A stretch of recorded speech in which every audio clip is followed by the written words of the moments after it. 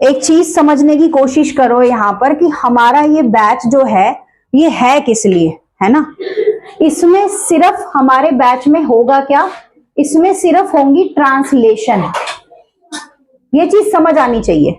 और ट्रांसलेशन कौन बच्चा कर पाता है, जिसको थोड़ा बहुत पता हो कि टेंसेस क्या होते हैं, है ना। चीज समझ आ रही होगी कि टेंसेस क्या होते हैं, या फिर सेंटेंसेस क्या होते हैं, या वर्ब क्या होती है। अगर मैं यहाँ पर सिंपल भाषा में बात करूं तो बच्चे सबसे पहले ग्रामर में किस चीज को समझने की कोशिश करते हैं। अगर आप पढ़ते हो तो सबसे पहले आपको क्या बताया जाता है, दिस दैट बताया जाता है छोटे बच्चों को, है ना। दिस दैट बताया जाता है, फिर क्या बताया जाता है, इज एम आर का यूज बताया जाता है, फिर क्या बताया जाता है, वॉज वर का यूज बताया जाता है।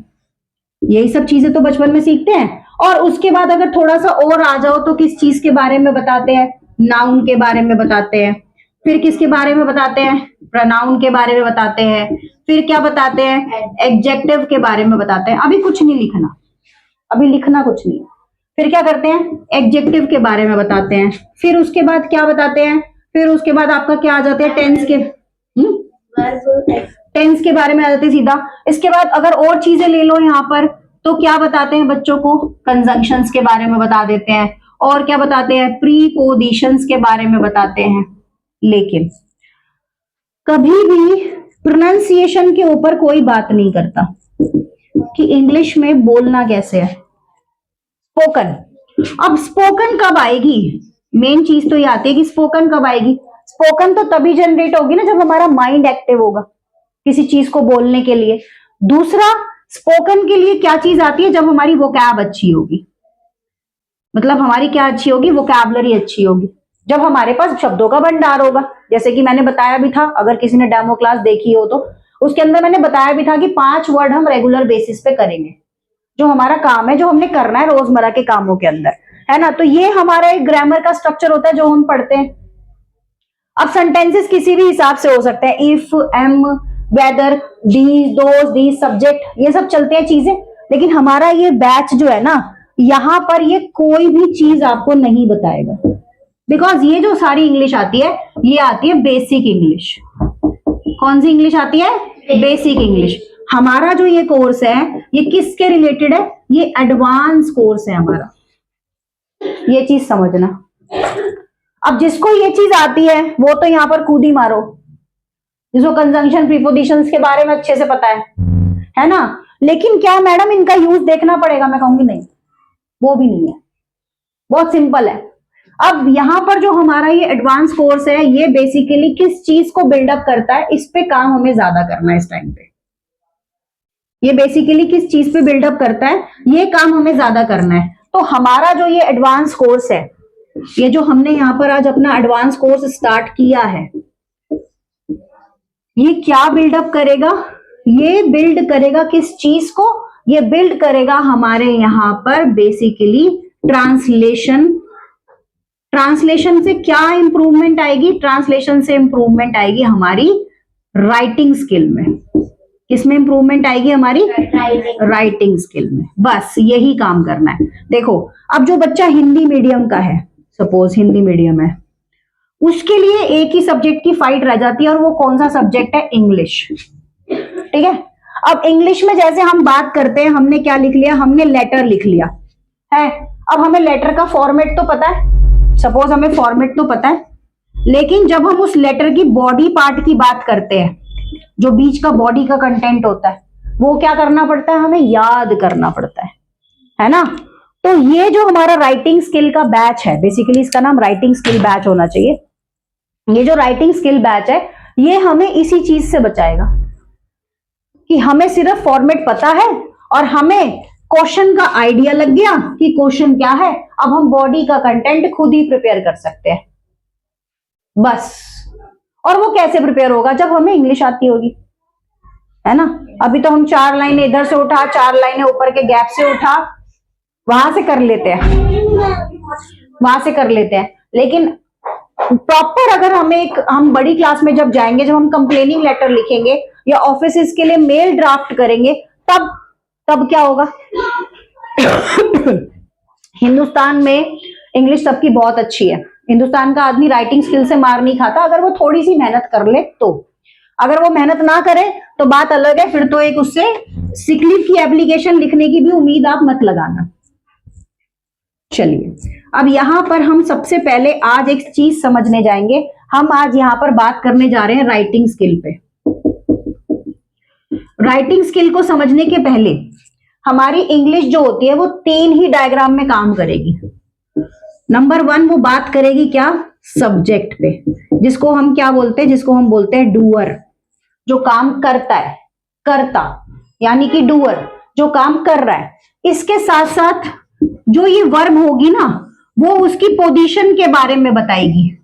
Position in its mean that कि जो वो वर्क है वो टाइम के बारे में बताएगी कि वो टाइम कब या कितने, टाइम का मत छोड़ो, उसकी पोजीशन के बारे में बताएगी, या ये बताएगी कि वो कैसा है, वो सिंगुलर है या प्लूरल है, वो सिंगुलर है या प्लूरल है, मतलब कि वो अकेला है या 2 लोग मिलके काम कर रहे हैं, 3 लोग मिलके काम कर रहे हैं। ये चीज कौन बताएगा, ये बताएगी वर्ब। और ऑब्जेक्ट, ऑब्जेक्ट जो है मतलब कि जो वो काम कर रहा है, मतलब कि कार्य क्या है, क्या काम कर रहा है, कौन सा काम कर रहा है। अब राइटिंग स्किल के अंदर हमारे पास सब्जेक्ट आ गया, वर्ब आ गया और ऑब्जेक्ट आ गया। वर्ब एक चीज और भी बताती है, वर्ब हमें टाइम भी बताती है, टाइम की कंडीशन बताती है, या जो काम जिस समय पे हुआ है वो बताती है। जैसे कि मान लो, अगर हमें एक सिंपल एग्जांपल लेते हैं, अगर हमें कहीं पर वॉज लगा हुआ मिल गया, वॉज लगा हुआ मिल गया, तो हमारे दिमाग में एक चीज क्लिक करती है कि ये चीज क्या है, ये पास्ट है, पहले किया होगा उसने, है ना। और अगर यही चीज में अगर हमें वॉज की जगह क्या लिखा हुआ मिल गया, इज लगा हुआ मिल गया, इट्स मीन ये चीज क्या है, प्रेजेंट है, प्रेजेंट है ना, यही चीज आ गई। अब इसी के साथ अगर हमें देखो इतना चार्ट बना लो, ये चार्ट बनाना पड़ेगा, समझ आ रहा है, थोड़ा सा अलग से बना के दूं, है ये समझ आ रहा है, वरना एक फ्रेश चार्ट बनाऊं कि क्या क्या चीजें होती हैं। गुड इवनिंग जी, इतना तो समझ आया होगा जहां तक मुझे लगता है। yes,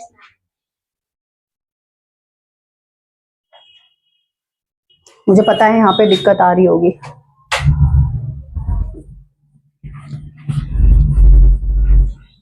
देखो इसको कैसे बनाओगे, अभी जब हम ट्रांसलेशन को शुरू करते हैं तो लिखना कैसे, ये चीज मैं क्लियर कर देती हूँ यहाँ पे। जैसे कि अगर हम यहाँ पे, हमने पहले क्या लिखा, हम यहाँ पर अपने लिए ट्रांसलेशन स्टार्ट करने वाले हैं, तो ट्रांसलेशन से पहले हमारे पास एक चीज निकल के आती है, वो क्या होती है, वो होती है सेंटेंस। क्या होती है, सेंटेंस। अब सेंटेंस के अंदर हम 3 चीजें देखते हैं। सबसे पहले क्या देखते हैं, सब्जेक्ट देखते हैं, जो कि हमारे लिए क्या होता है, डूअर होता है। उसके बाद हम देखते हैं वर्ब, जो कि हमें क्या बताती है, टाइम बताती है, वर्क बताती है, नंबर ऑफ सब्जेक्ट्स बताती है, नंबर ऑफ सब्जेक्ट्स बताती है, और उसके बाद लास्ट हमारा ऑब्जेक्ट हो सकता है। ऑब्जेक्ट से पहले हमारे पास एडजेक्टिव भी हो सकते हैं, ऑब्जेक्ट से पहले हमारे पास एडवर्ब भी हो सकते हैं, ऑब्जेक्ट से पहले हमारे पास कंजंक्शंस भी हो सकते हैं, ऑब्जेक्ट से पहले हमारे पास प्रीपोजिशंस भी हो सकते हैं, ऑब्जेक्ट से पहले हमारे पास टाइम भी हो सकता है। सारी चीजें हमें ऑब्जेक्ट से पहले बड़े आराम से दिखाई दे सकती है। ठीक है, समझ आई ना मेरी बात इसको कर लो, ये चीज तुम्हें पूरी क्लियर हुई होगी।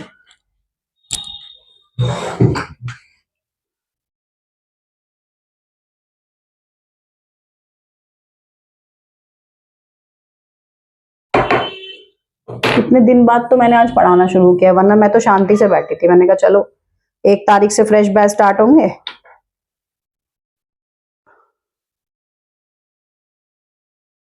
बट इस बैच को अब कंटिन्यू 2 महीने करना, तभी कुछ हाथ लगेगा।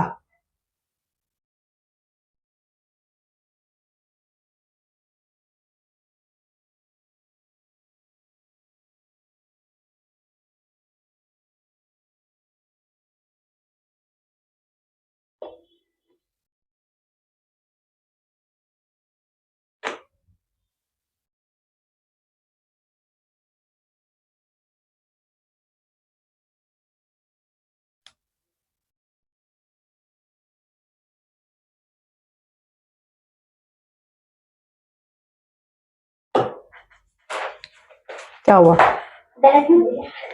आराम से उतारो। अगर कोई पहले की क्लासेस भी लेना चाहता है तो जाके ले सकता है, सारी वाईटी पे पड़ी हुई हैं।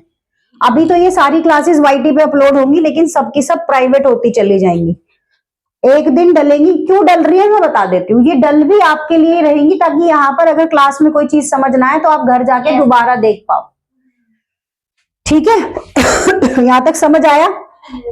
ये चीज हो गई, ये चीज हो गई आपके पास। तो इस तरह से आपकी ट्रांसलेशन का एक स्ट्रक्चर तैयार होगा।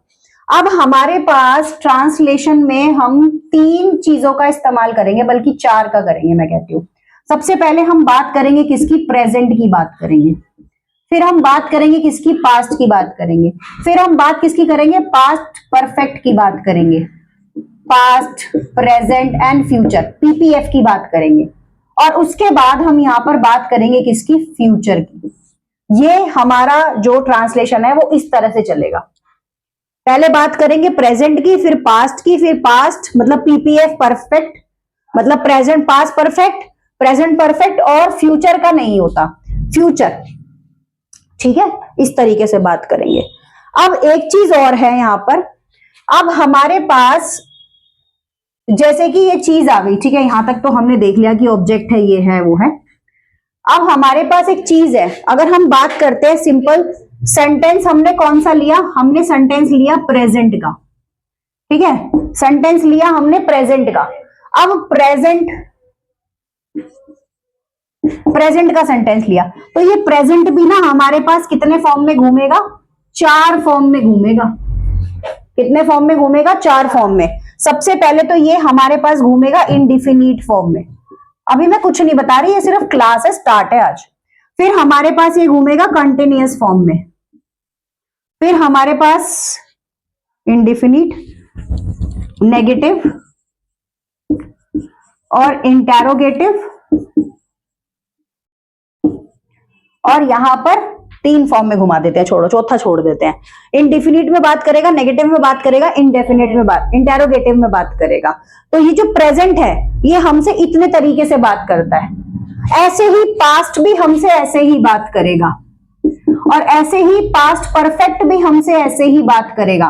मतलब जो परफेक्ट टेंस होगा ना वो भी हमसे ऐसे ही बात करेगा, और फ्यूचर भी हमसे ऐसे ही बात करेगा। 3 फॉर्म में ही बात करेंगे सारी चीजें। चाहे आप प्रेजेंट ले लो, वो पहले कहेगी हाँ मैं करता हूं, फिर कहेगी मैं नहीं करता हूं, फिर कहता है मैं करता हूं। ऐसी चीजों में बात घूमेगी, हाँ, नहीं और क्या। अगर देखा जाए तो आपकी जो राइटिंग स्किल है, उसकी जो सिचुएशंस है, उसकी जो सिचुएशंस की जो कमांड है वो किस पे बात करेगी? या तो वो आपसे बात करेगी हाँ में, या तो वो बात करेगी ना में, या फिर वो बात करेगी क्या में, या फिर चौथी चीज यहां पर निकल के आ जाती है कमांड। चौथी चीज क्या निकल के आ जाएगी? कमांड। सिंपल, या तो कमांड देगी, ऑर्डर देगी। आपकी राइटिंग स्किल यही पे बात करती है। Close the door, cap the pen, है ना? कई लोग बोलते हैं close the pen, it's a wrong, ये गलत है। कभी भी क्लोज द पेन नहीं होता, कैप द पेन होता है। Close the umbrella, it's a wrong, ये क्लोज द अम्ब्रेला नहीं होता, फोल्ड द अम्ब्रेला होता है, बोलते हैं लोग। अब मम्मी बोलते हैं बटन बंद कर दे, बोलते हैं close the switch off the fan, switch off the light, ये चीजें होती है ना? अब बहुत सारे, जैसे मैं उस दिन तुमसे प्रोनाउंसिएशन की बात भी करते हैं, ऐसे बहुत सारे वर्ड्स आएंगे जिसकी प्रोनाउंसिएशन आएगी। अभी कल एक वर्ड मेरे सामने आ रहा था, चोविनिज्म। अब बताओ कितना डिफिकल्ट वर्ड है। हाँ, अब उसका मतलब देखोगे तो बड़ा अलग है। शिवलरी, शिवलरी is a different word. शिवलरी means a respect of women. देखो, और वर्ड सुनो किससे शुरू होगा, तुम हैरान हो जाओगे। CH से शुरू हो रहा है वो। तुमने कभी दूर से दूर तक भी नहीं सोचा होगा कि वो CH से शुरू हो रहा है। तुम तो चिवलरी पढ़ोगे इसे, पढ़ोगे नहीं पढ़ोगे? और देखो वर्ड कैसा है। ये चीज थोड़ी सी अंडरस्टैंड करने वाली होती है। अब हम रेगुलर के 5 वर्ड वोकैब के करेंगे। पहले बताओ यहां तक समझ आया? इसको उतार लो कि हमसे जो टेंस है वो, या जो हमारा सेंटेंस है, अगर वो सेंटेंस हमारा प्रेजेंट में है, पास्ट में, फ्यूचर में है, तो वो हमसे 4 तरीके से बात करेगा, या तो हाँ बोलेगा या ना बोलेगा या क्या बोलेगा या फिर हमें कमांड देगा। ठीक है, तुम्हें मुझसे पढ़ने में इतनी खुशी क्यों हो रही है? पढ़े नहीं क्या मुझसे तुम पहले कभी, है भाई? या बहुत टाइम बाद पढ़ा रही हूँ, मुझे भूल गए मेरा पढ़ाना? नहीं, तो फिर मुझे याद है। या मेरी शक्ल देख के हंसी आ रही है? नहीं।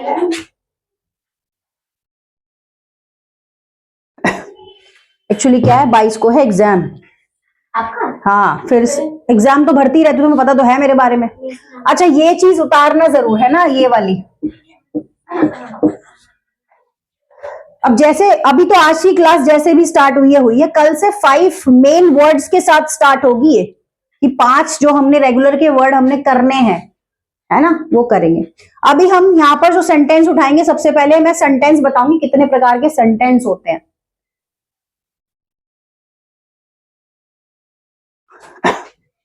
काव्या, तुम्हारी पहली क्लास है शायद इंग्लिश की ये, इससे पहले तुमने ग्रामर की क्लास ली है कभी कहीं पर आज तक? वही नाउन प्रोनाउन ही पढ़ती आ रही हो ना बचपन से, तो तुम्हारे लिए थोड़ा सा डिफिकल्ट हो सकता है, घबराना नहीं चीज को। जिन्होंने टेंसेस कर रखे हैं, जो बच्चे मुझसे पिछली बार टेंस करके गए थे, उन्हें थोड़ा आइडिया होगा कि ट्रांसलेशन क्या होती है। तुलसी ने भी पढ़ा था शायद। मिष्टी का क्या हुआ, वो आई नहीं उसके बैच में, फरीन के बैच में बेसिक करने, वो तो पढ़ लेती है। वो लेकिन आएगी नहीं, पापा ने मना कर दिया। पापा कह रहे हैं कि तू ले ले, तेरे को जरूरी है, तो मिष्टी पकड़ आएगी। मिष्टी छोटी है, अभी हो जाएगा। हाँ। उसका बेसिक तो ठीक है, कर लेती है वो। और वो क्या कर रहा है मास्टर मन्नू? खाली काम धंधा खोला था उसने, चला नहीं उसका।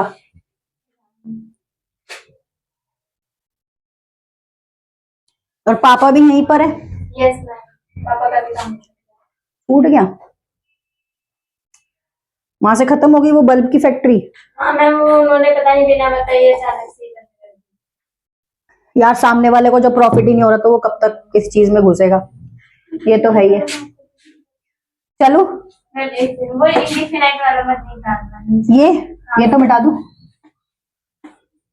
कोई नहीं, जब ये वक्त नहीं रहा तो वो भी नहीं रहेगा। उतारा नहीं जा रहा काव्या, इतनी धीरे पेन पकड़ने का तरीका ही गलत है, जल्दी करो।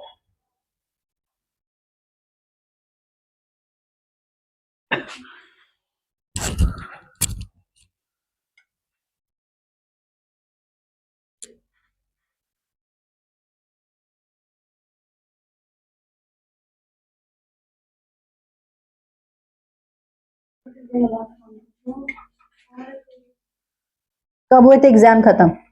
मैम मेरे तो हो गए थे 10 तारीख को खत्म, अभी नहीं पूरा है, 16 को हुए ना, तो मतलब तुम सब 15 तारीख तक आई हो दोनों, है ना?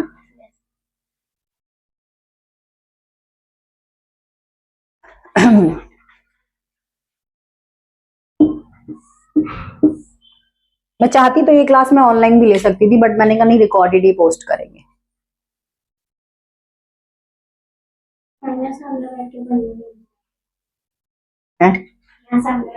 हाँ तो ऐसी लगी हुई है चेयर, वो तो सुबह वो काम वाली के चक्कर में सारी घुमा रखी थी इन्होंने। चले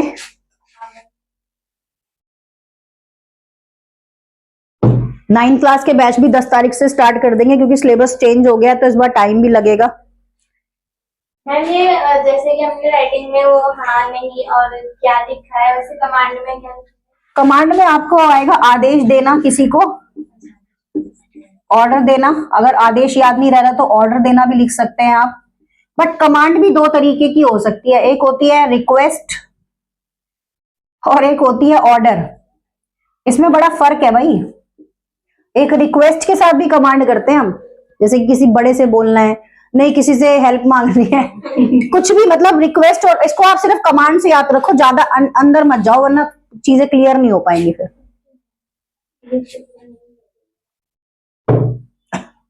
चलूं मैं? चलो अब मैं बात करने वाली थी सेंटेंस की, सेंटेंस कितने प्रकार के होते हैं। बानी उतार लिया? बानी समझ आ रहा है? मुझे लगा तुम्हारी भी ट्रांसलेशन की पहली ही क्लास है ये। इससे पहले तुमने कब? इससे पहले कैरियर ने ली थी, लेकिन ये नहीं थी। इससे पहले कैरियर ली थी, नहीं थी मतलब? मैं भी कह रही हूँ क्लास ली थी यहाँ पर मेरे पर, बेसिक ग्रामर की ली होगी ना। चलो अब यहाँ पर अगर मैं सेंटेंस की बात करूं, ठीक है, जैसे जैसे मैं चार्ट बना रही हूँ वैसे वैसे ही चार्ट बनाना है। मैं सेंटेंस की बात करूं तो नंबर 1, मुझसे पहले सेंटेंस हमेशा एफर्मेटिव फॉर्म में बात करेगा, मतलब कि सीधी फॉर्म में बात करेगा। अभी एफर्मेटिव सेंटेंस क्या होते हैं वो सब नहीं बता रही। या तो सेंटेंस मेरा नेगेटिव होगा, या मेरा सेंटेंस कैसा होगा, मेरा सेंटेंस होगा इंटेरोगेटिव, या फिर मेरा सेंटेंस जो होगा वो एक्सक्लामेटरी होगा, जिसमें मुझे अजीब से मतलब हाव भाव के एक्सप्रेशन के साथ सेंटेंस होगा। अच्छा उसने अपनी बीवी को मार दिया, चलो अच्छा किया, ऐसा कुछ। या फिर मेरा सेंटेंस कैसा होगा, रिक्वेस्ट में होगा, ऑर्डर में होगा, है ना, इस तरह से हो सकता है। तो ये मेरे एक राइटिंग स्किल में इस तरह से मेरी सेंटेंस फ्रेमिंग मुझे दिख सकती है। क्या इसके अलावा और नहीं हो सकते? भैया बहुत हो सकते हैं, किसी भी चीज की कोई लिमिट नहीं है। आप जिस चीज को जितना सीखते चले जाओ वो उतना और आगे बूस्ट होता चला जाता है। पढ़ते चले जाओ, चीजें अपने आप क्लियर होती चली जाती है।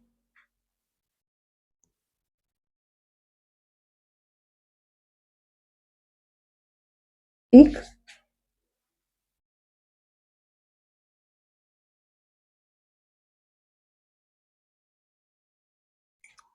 चलिए।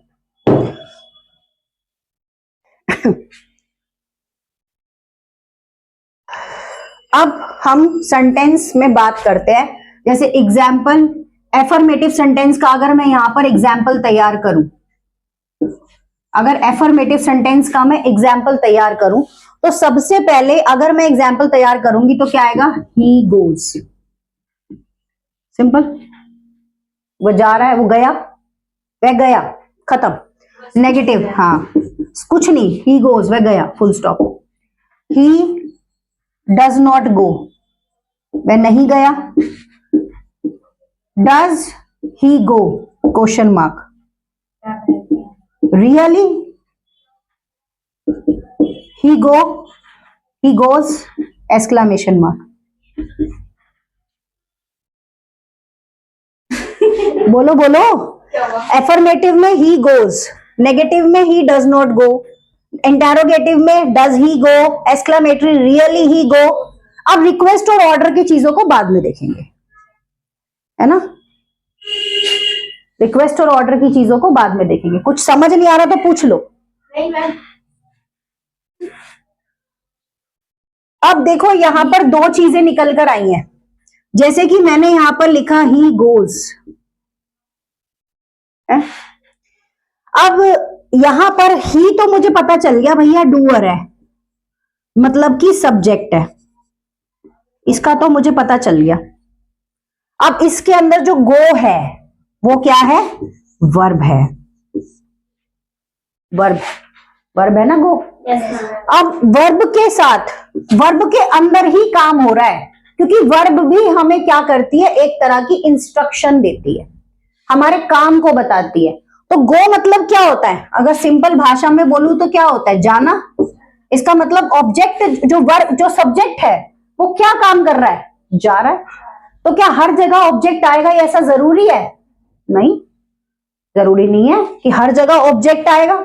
ऐसा तो हो ही नहीं सकता कि हर जगह ऑब्जेक्ट आए भाई, काम बिना ऑब्जेक्ट के चल गया ना। अगर यहां पर आता he goes to school by bus, तो जो बाय बस आता, अब देखो चलो एक सेंटेंस लेते हैं। अब देखो, he goes to school by bus, ऐसे आ गया सपोज। अब ये तो आपको पता है आपका सब्जेक्ट हो गया, ये आपका वर्ब हो गया। मुझे बताओ टू स्कूल क्या है और ये बाय बस क्या है, ये बताओ चलो। टू और बाय बताओ क्या है।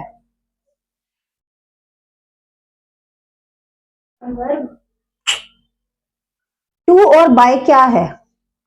अगर सिंपल भाषा में यहां पर बोलूं, टू और बाय क्या है, प्रीपोजिशन है नहीं है? और बाय बस, स्कूल बाय बस क्या है, आप इनको ऑब्जेक्ट बता सकते हो? इस ऑब्जेक्ट के द्वारा इस जगह पे वो गया। और स्कूल क्या है, एक बार और चीज देखना, बस तो आप ऑब्जेक्ट बता दोगे, स्कूल क्या है, स्कूल आपका प्लेस है, से गया है, किसी प्लेस पे गया है, किसी स्थान पे गया है। तो एक चीज के अंदर आप कितनी चीजें देख पा रहे हो। अपने दिमाग को एक बार ठंडा करो, शांत करो, और एक सेंटेंस को दोबारा से मेमोराइज करो। Mohan goes to school by bus. तो मोहन स्कूल जा रहा है। स्कूल क्या है, जहां पर उसकी डेस्टिनेशन है, उसकी डेस्टिनेशन है जहां पर उसने पहुंचना है ना। तो जगह हो गई, प्लेस हो गई। बस से जा रहा है, तो बस क्या है, ऑब्जेक्ट है, उसको पहुंचाने का साधन है स्कूल तक। काम कौन कर रहा है, मोहन, है ना। और मोहन क्या करेगा, मोहन काम कर रहा है, तो उसका मतलब क्या है, वो जा रहा है, गो। समझ आ रही है कि एक सेंटेंस को फ्रेम करने से पहले आपके दिमाग में क्या क्या चीजें आनी चाहिए। सबसे पहले आपके दिमाग में आना चाहिए कि काम कौन कर रहा है, उसके बाद क्या काम कर रहा है, तीसरा किस जगह पे कर रहा है, चौथा किसके द्वारा कर रहा है, पांचवा कितने बजे कर रहा है। ये 5 चीजें जब आपके दिमाग में किसी भी चीज को ड्रॉ करने के लिए घुसती हैं, तब आप इंग्लिश लिख लेते हो। एक पोम की बात करते हैं, आप पोएम बोलते हो, बट उसकी सी जो अच्छी, जो सही प्रोनाउंसिएशन है, वो पोम ही होती है। इसको लोग पाम बोलते हैं, ये पाम नहीं होता, ये पैम होता। पाम पाम नहीं होता। ये लोग वो बियर, जो भालू होता है, उसको बियर बोलते हैं, वो बियर नहीं होता, वो क्या होता है, बोर। देखा कितनी सारी प्रोनाउंसिएशन में एरर है ना। तो यहां पर जो चीज है, अब एक ये चीज उतार ली, है ना। कौन रह गया अभी भैया, ऐसा ना करो, साथ के साथ जल्दी करा करो। अब मैं एक चीज बताऊंगी कि आपको राइटिंग स्किल करने से पहले आपके दिमाग में एक सिचुएशन कैसे बिल्डअप होती है, वो चीज सिखाऊंगी सबसे पहले, है ना। अगर वो चीज आपको समझ आ गई तो आप ट्रांसलेशन कर लोगे। जैसे मैंने आपके सामने कोई भी सिचुएशन रख दी, मोहन सुबह उठता था, 5 बजे स्कूल जाता था, 6 बजे नहाता था, जो भी सिचुएशन मैंने आपके सामने रख दी, अगर आपको उसके अंदर पता चल गया कि सब्जेक्ट क्या है, उसके साथ वर्ब क्या लगेगी, किस जगह पे वो काम कर रहा है, उसका काम करने का पर्पस क्या है, तो आप अपना पिक्चर, अपनी इंग्लिश खुद ही ड्रॉ कर लोगे। आपको आपके बारे में बोला जाए कि 10 लाइनें अपने बारे में लिख के आनी है, अलग अलग लाइन लिख के नहीं आनी, इन पैराग्राफ राइटिंग में लिख के आनी है। तो जब आप कोई चीज पैराग्राफ राइटिंग में लिखते हो, तब आपको क्या क्या चीजों की हेल्प पड़ती है, वो भी आज ही बताऊंगी। बेसिकली पहली क्लास है ये, तो सारी चीजें नहीं बता के अभी चलो धीरे धीरे लिखते हैं। सबसे पहले मैं ये बताऊंगी कि सेंटेंस फ्रेम करने से पहले पहले आपको किस किस चीजों का ध्यान रखना है। बोर तो नहीं लग रहा? नहीं मैम। अभी तो मैंने बता दिया सेंटेंस कितने तरह के होते हैं। बेटा तुम क्या, अभी जब देखो क्या होता है, तुम क्या, मैं भी कम बच्चे पढ़ाने में इसलिए इंटरेस्टेड होती हूँ बिकॉज मुझे ना सबसे बड़ा जो आलस आता है अपनी जिंदगी में, वो आता है कॉपी चेक करने में। सीरियसली अभी क्या है कि बच्चे ज्यादा बैच में ना लेने का पर्पस क्या है, मैं बताती हूँ अपनी ईमानदारी। मैं हूं आलसी, और आलसी किस चीज में हूं, तुम मुझसे पढ़े, तुम मुझे बोल दो मैडम ब्लैक बोर्ड पे खड़े होकर 3 घंटे पढ़ाना है, मैं 3 घंटे ऐसा पढ़ाऊंगी कि मेरी क्लास में बच्चा बोर नहीं हो सकता, अगर बशर्ते बच्चा पढ़ने वाला है। अगर वो तफरी करने वाला है तो मैं नहीं पढ़ा सकती उसे। दूसरी चीज, मेरे को सबसे ज्यादा जो आलस आता है बच्चे ज्यादा लेने में, वो मेरी जिंदगी का सबसे बड़ा आलस है, मुझे कॉपी चेक करने में आलस आता है। मैं पढ़ा दूंगी, बता दूंगी तुमने यहाँ गलत लिखा है, अगर वो चीज मेरे पर दोबारा चेक होने के लिए आई, समझ लो मुझे तो ना, मेरे को तो 7 पुश्ते याद आ जाती है अपनी कि अब मुझे बैठ के इसे चेक करना है। सीरियसली बहुत टफ काम लगता है मुझे ये, और बल्कि ऐसा नहीं है कि वो काम मेरे लिए बहुत बड़ा है, मैं उसे कर नहीं पाऊंगी, ऐसा कुछ नहीं है, बट वो मेरे दिमाग में ही एक ऐसा सेट हो रखा है, यार कॉपी चेक करनी पड़ेगी, या खुदा बचा ले, बस ऐसी सिचुएशन मेरे साथ हो जाती है। चलिए नहीं भैया, पढ़ के चेक करते हैं तभी तो आलस आता है। चलो सेंटेंस फ्रेम, अब हमारे पास जब हम सेंटेंस फ्रेम करते हैं तो सबसे पहले हमारे माइंड में क्या बिल्ड होना चाहिए, क्या बिल्ड होना चाहिए? सेंटेंस फ्रेम करने से पहले सबसे पहले हमारे माइंड में आना चाहिए सब्जेक्ट क्या है, सब्जेक्ट क्या है। दूसरी चीज उसका वर्क क्या है। तीसरी चीज उसका प्लेस क्या है। चौथी चीज सिचुएशन क्या है, जिस सिचुएशन में वो काम कर रहा है। पांचवी चीज टाइम क्या है। 1 2 3 4 5। यहां पर सब्जेक्ट के लिए number of subjects, number of subjects. Work क्या है, प्लेस क्या है, सिचुएशन क्या है, टाइम क्या है। अगर एक आदमी आपको अपने बारे में ही लिखने के लिए बोलता है, एग्जाम्पल कोई आपको बोलता है अपनी बायोग्राफी लिखो, अपनी बायोग्राफी लिखो, तो सबसे पहले बायोग्राफी लिखने का तरीका क्या होता है? सबसे पहले बायोग्राफी लिखने का तरीका क्या होता है? मैं पैदा कब हुआ था, है ना, कहां पे पैदा हुआ था। किसी का विकिपीडिया पे आप वो देखते हो तो क्या लिखा होता है? इतने साल का है, यह पैदा हुआ था, यहां पैदा हुआ था, इसका प्रोफेशनल या इसका बायोडाटा ये है, इतनी बीवी है, इतने बच्चे हैं, एक ही बीवी है, 2 बच्चे हैं, ऐसे करके उसके बारे में लिखा होता है। और उसने यहाँ पर ये अचीवमेंट्स ली होती हैं, है ना। सिंपल अगर बायोग्राफी के बारे में लिखें तो क्या दिखता है? सबसे पहले नेम दिखता है, फिर उस पर्सन की एज दिखती है, या उससे पहले उसका डीओबी दिखता है, फिर उसकी वाइफ के बारे में होता है, फिर उसके बच्चों के बारे में होता है, फिर माता पिता के बारे में होता है, फिर उसकी प्रोफेशनल स्किल होती है। यही होती है ना एक बायोग्राफी। अपने बारे में, अब जैसे मेरा कोई बायोग्राफी या मेरा कोई बायोडाटा बनाएगा तो ऐसे ही लिखेगा, और तो कुछ नहीं लिखा हो जाता। अब कोई मेरे ऊपर लिखने बैठ जाए कि मुझे तो योग्यता के ऊपर किताब लिखनी है, ऑल्दो कोई लिखेगा नहीं लिखेगा पता नहीं, मगर कोई अगर मेरे बारे में लिखने लग जाए, कोई स्टूडेंट हो इतना कि चलो मैडम के बारे में कुछ लिखता हूं मैं, आज बुराइयां नहीं लिखनी है, ठीक है, तो वो मेरे बारे में क्या लिखेगा? सबसे पहला वो देखेगा कि मैडम क्या करती थी, मैडम का लाइफस्टाइल क्या था, कहाँ रहती थी, किस जगह पे जाके उन्होंने ये इवेंट किया, किस डेट पे किया, ये सारी चीजें देखेगा ना पहले। जब उसे मेरे बारे में कुछ पता चलेगा, उसने कहीं पर मेरी कब्र खोदी और वहां से उसको मेरी घड़ी मिली, अब वो क्या लिखेगा कि मैंने कब्र खोदी तो उसमें से हमें योगिता जी की ये घड़ी मिली थी, वो ये वाली घड़ी पहनती थी। तो सिचुएशन उसके दिमाग में आई ना। तो किसी भी सेंटेंस को फ्रेम करने से पहले आपके दिमाग में ये चीज होनी चाहिए। टाइम क्या आती, सिचुएशन। अब देखो सिचुएशन जो होती है, सिचुएशन तीनों चीजों पे बेस्ड हो सकती है। ज्यादातर सिचुएशन या तो प्रेजेंट हो सकती है, सिचुएशन पास्ट हो सकती है, सिचुएशन फ्यूचर हो सकती है। क्यों नहीं हो सकती? हो सकता है जो घटना आज नहीं हो रही हो आने वाले 10 साल बाद हो जाए।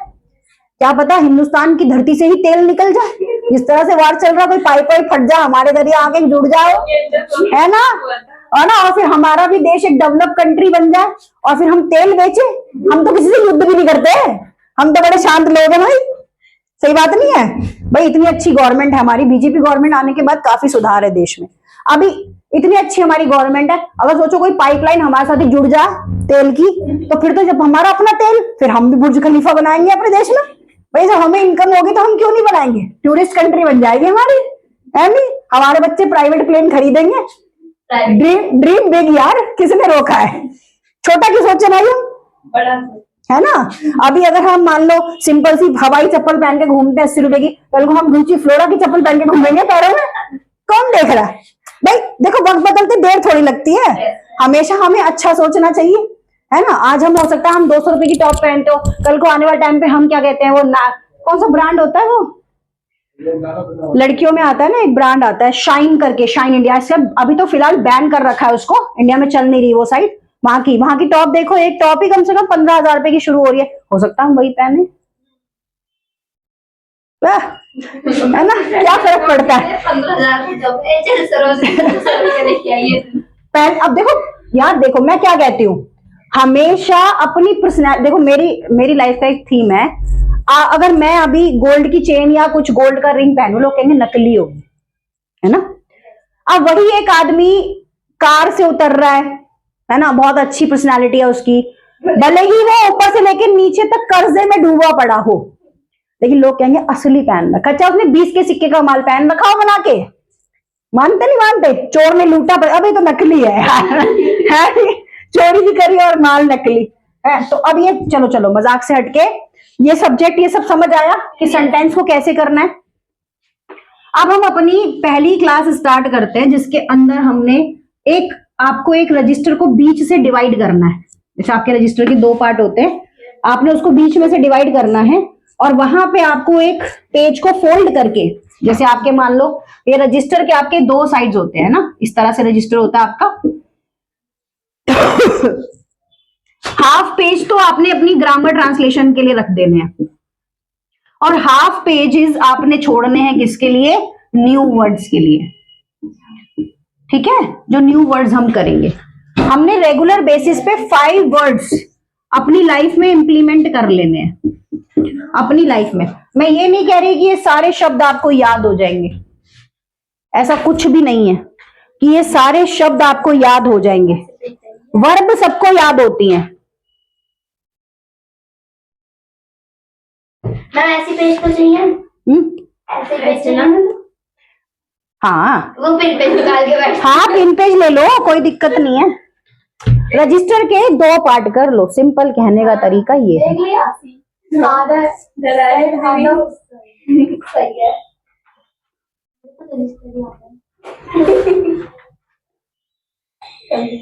मेरे तो पुराना है ये, दीवारी का है। मेरे 2-4 पेज बताऊंगा पड़ेगा। अरे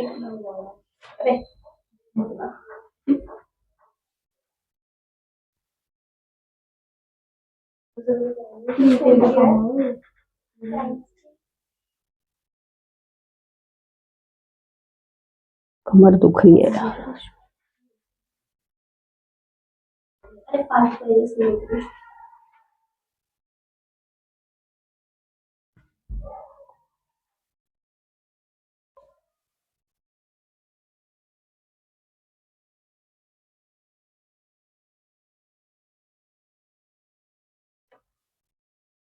कुछ ना मैं एडवर्ब्स भी बताऊंगी, जैसे कि जो प्रोवर्ब्स होती है ना, जो पूरे पूरे सेंटेंस होते हैं लेकिन मीनिंग बहुत छोटा होता है उसका, ऐसे करके।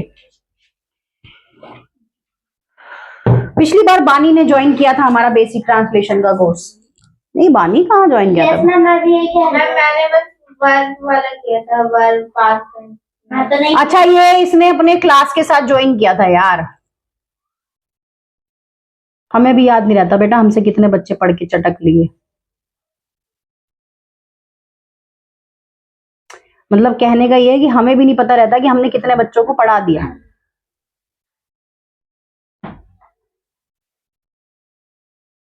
और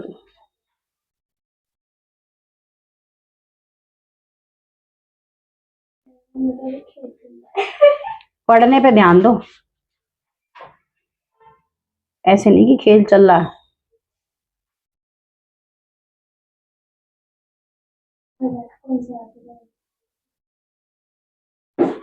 माता की करूंगी, थोड़ी करूंगी। ये तो मेरी कॉपी तो कर लो। चलो, यहाँ पर सबसे पहले हम कुछ चीजें ऐड करते हैं, जिसके अंदर हम आपको बताएंगे कि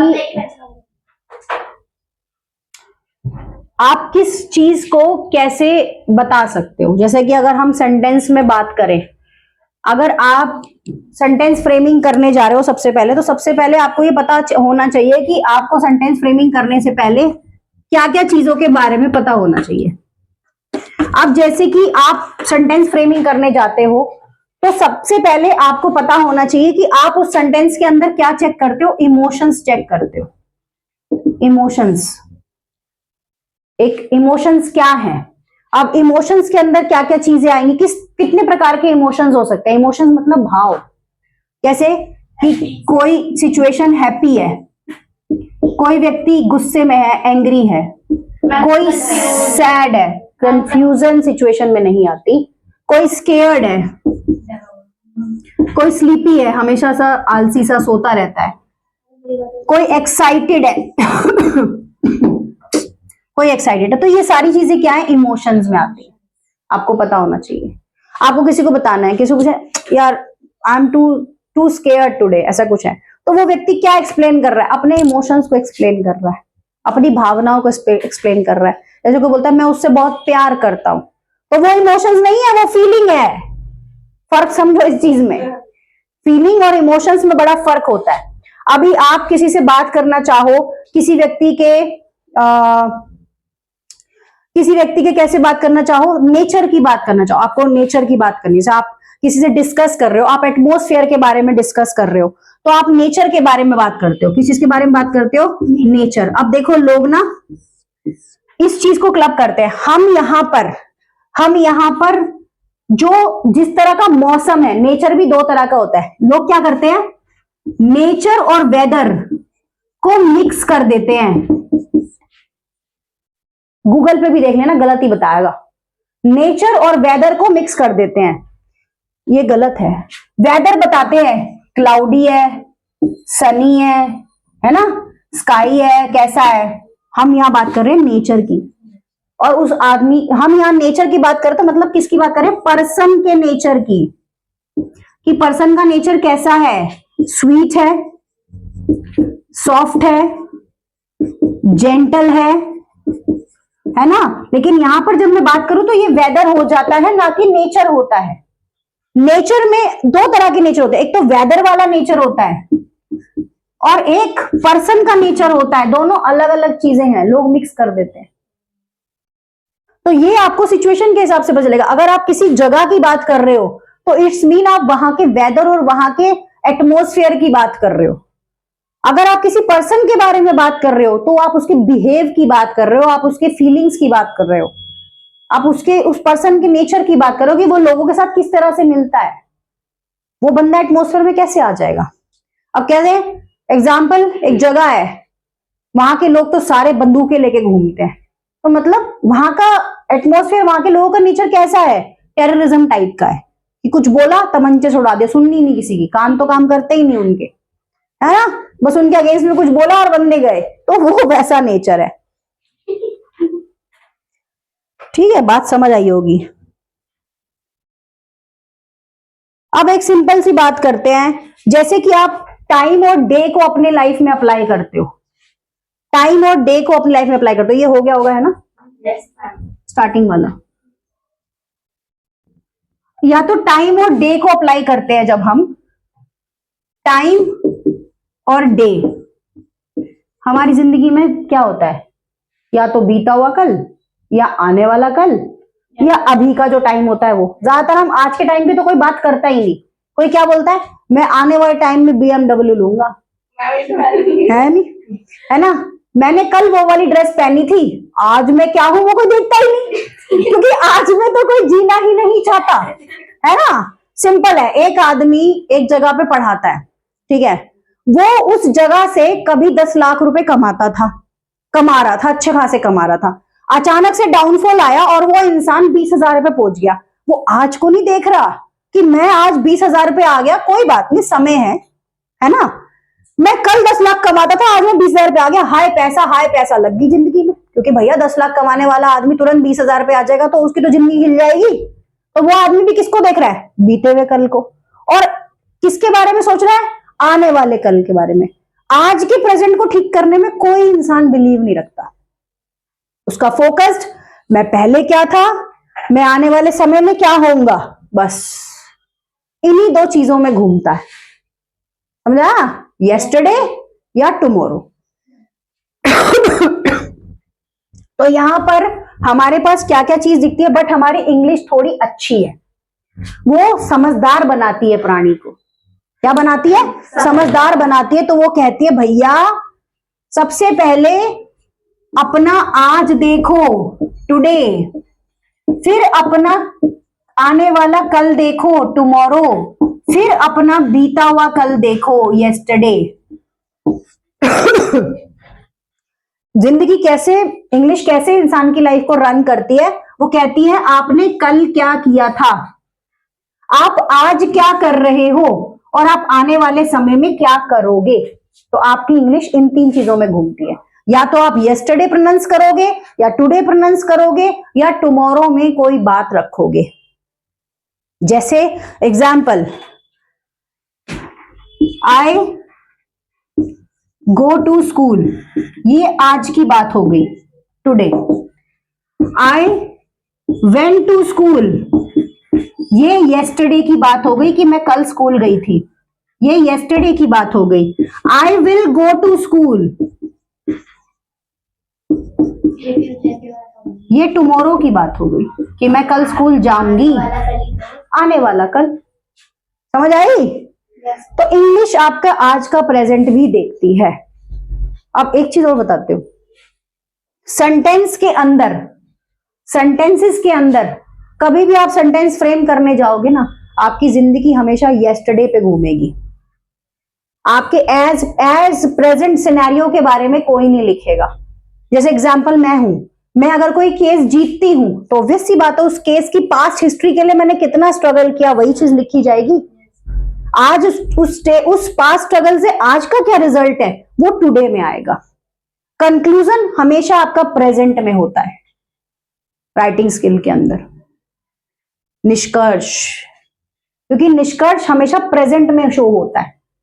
जर्नी हमेशा पास्ट में ही, स्ट्रगल हमेशा पास्ट में ही डन किए जाते हैं। आज आदमी कुछ है, जैसे मान लो अभी कुछ बच्चों का यूपीएससी का रिजल्ट आया था या कुछ बच्चे जजेस बनते हैं, तो स्ट्रगल तो उनका पास्ट का ही है ना, रिजल्ट उन्हें प्रेजेंट में मिला। अब सक्सेस फ्यूचर में मिलेगी। ऐसी चलती है लाइफ। तो याद करने में दिक्कत तो नहीं आएगी, बहुत सारे सिनेरियो दे दिए मैंने।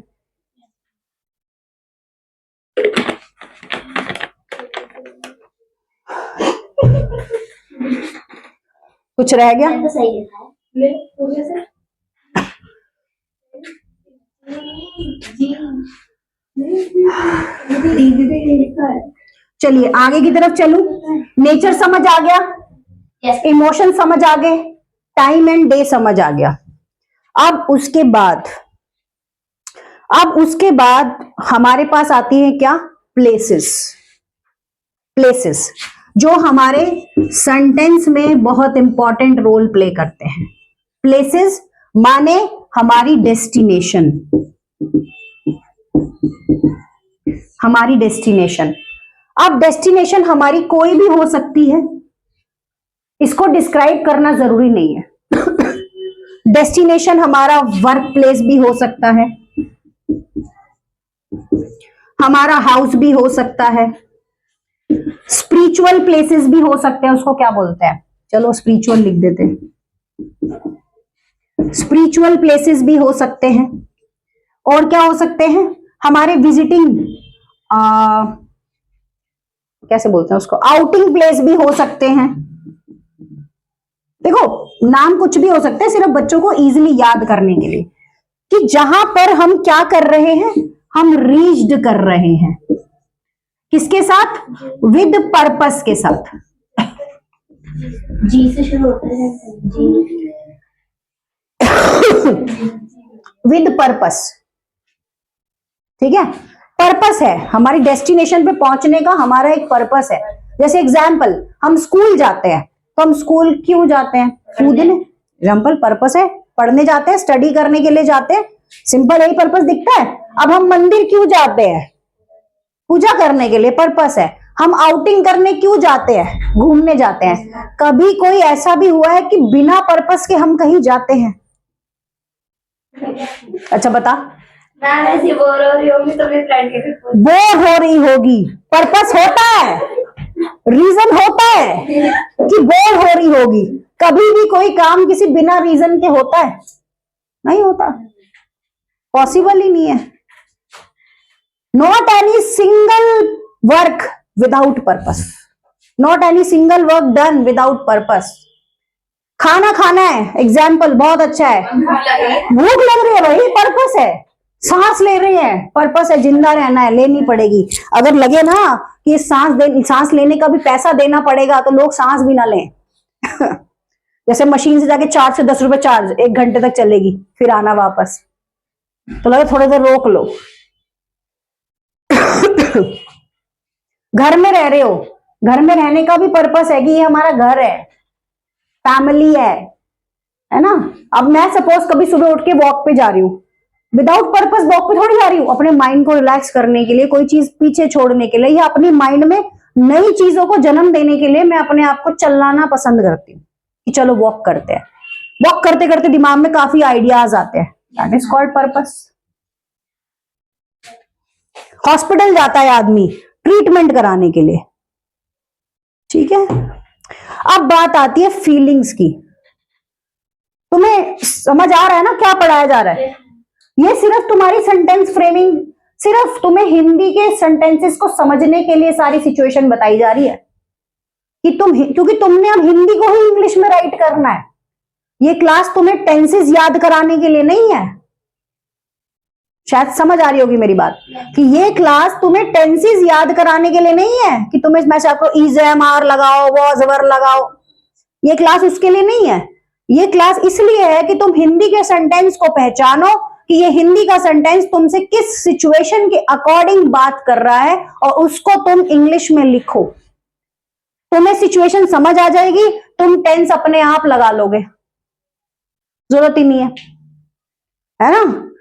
बच्चों को याद कराते हैं, याद करो इस वर्ड का मीनिंग, याद करो इस वर्ड का मीनिंग, याद करो।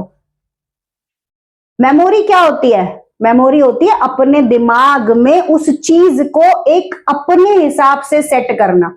अब जैसे मैंने लॉ पढ़ लिया, मेरे टीचर से मैंने लॉ पढ़ लिया, अब उस टीचर का काम था मुझे पढ़ाना, उसने मुझे पढ़ा दिया, वो जितना अच्छा हो सकता था उससे कई गुना ज्यादा अच्छा उस इंसान ने मुझे पढ़ा दिया, है ना।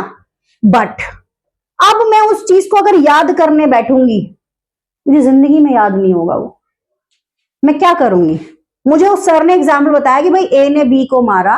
अब ए ने बी को क्यों मारा और उसने बी को मारा, तो वो चीजें वाक्य में ही हुई या नहीं हुई, उन सारी चीजों को तो मुझे अपने दिमाग में सेट करना पड़ेगा ना।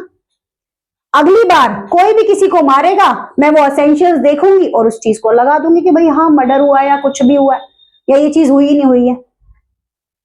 मैं आपको कितना भी पढ़ा लूं, लेकिन आप उस हिंदी के सेंटेंस से कैसे समझोगे कि मुझे अब कौन सा टेंस लगाना है या यहां पर हो क्या रहा है, ये सेंटेंस किसके रिगार्डिंग बात कर रहा है। अब कोई इंसान बहुत अकेला फील कर रहा है तो आप उसकी फीलिंग को कैसे जज करोगे? ही इज वेरी लोनली, ऐसे ही बोलोगे ना कि बहुत अकेला है ये इंसान। तो आप ये चीज आपके माइंड में कैसे है? और बोलना इंग्लिश में ही है, हिंदी में नहीं बोल। मैं तो हिंदी में ही समझाऊंगी, मैं अगर सारे इंग्लिश में बोलना ही कुछ पल्ले नहीं पड़ेगा तुम्हारे। तो ये चीजें हैं, ऐसा नहीं है कि हमें इंग्लिश नहीं आती। अब हुआ था हमारे साथ परसों एक इंसिडेंट तो समझाने के लिए तो टीचर को हिंदी में ही बोलना पड़ेगा ना, इंग्लिश में भी समझा सकते हैं। ऐसे एक भी वर्ड ऐसा नहीं है जो इंग्लिश में नहीं बोल सकते, बल्कि अपने लिए ही अच्छा हो जाएगा। स्टार्ट करेंगे धीरे धीरे, इंग्लिश में भी कर देंगे। अब हम यहाँ पर बात करने वाले हैं फीलिंग्स की। अभी मैंने आपको पिछली क्लास में इमोशंस बताया। इंग्लिश में कई बार फीलिंग एंड इमोशंस दोनों को एक ही कंसीडर कर लिया जाता है। जैसे कैसे? जैसे कि एक इंसान नर्वस है, ठीक है, कोई इंसान कॉन्फिडेंट है, तो देखो कहीं से भी ऐसा लग रहा है कि ये इस इंसान के इमोशंस हो सकते हैं। तो इसलिए मैंने ना ये डाउट पीछे ही खत्म कर दिया था। मैंने सिंपल फर्क बताया कि इमोशंस और फीलिंग में क्या फर्क होता है। ये इमोशंस हैं। एक इंसान इतना कॉन्फिडेंट है किसी काम को करने के लिए कि कोई उसे अब पीछे नहीं कर सकता, तो वो उसके इमोशंस हैं। समझ आ रही है बात? ये चीज समझो। उसके बाद जेलस, कोई इंसान मुझसे बहुत जलता है तो ये जेलस है, अच्छी बात है, जले। कोई इंसान बहुत क्रूशियस है, इनके मीनिंग पता चल रहे हैं आप लोगों को? जेलस माने क्या होता है पता है? मैं मीनिंग नहीं बताऊंगी क्लास के अंदर, ये चीज जरूर याद रखना। मैं सिर्फ 5 शब्दों के ही मीनिंग बताऊंगी जो मैंने कॉमन वर्ड्स निकाले हैं, 700 कॉमन वर्ड्स। सिर्फ मैं क्या बताऊंगी, उनके मीनिंग बताऊंगी जो आपके नए वर्ड्स होंगे। ये आपकी रोजमर्रा की जिंदगी में इस्तेमाल होने वाले वर्ड्स हैं, इनकी हिंदी नहीं बताऊंगी मैं। इसका मतलब क्या होता है? जेलस को अपने दिमाग में प्रिजम्पशन दो कि जेलस का मतलब क्या होता है। किसी से जलना, किसी से नफरत करना, है ना। अब नफरत वर्ड अलग हो जाता है, जेलस वर्ड अलग हो जाता है। जलने वाला आदमी आपसे नफरत नहीं करता, वो आपकी सक्सेस से जलता है क्योंकि वो उस मुकाम पे नहीं पहुंच पाता। नफरत हेट होती है। ये देखो, वो रिवेंज होता है। आ जाओ, वो रिवेंज होता है भैया। अगर किसी आदमी को किसी से बदला लेना है तो वो रिवेंज है। वो नफरत नहीं है। जेलस और हेट से ही रिवेंज पैदा होती है, और रिवेंज कब पैदा होती है? जब आप सामने वाले को नुकसान पहुंचाते हो, किसी का कोई लॉस क्रिएट करते हो, तब कोई व्यक्ति आपसे रिवेंज लेने की कैटेगरी में आता है। अदरवाइज कोई आपसे रिवेंज नहीं लेगा। अब जैसे कोई बोले कि मेरे को इतना सामने वाले जितना ये सक्सेस करता जा रहा है मैं पीछे रहता जा रहा हूं।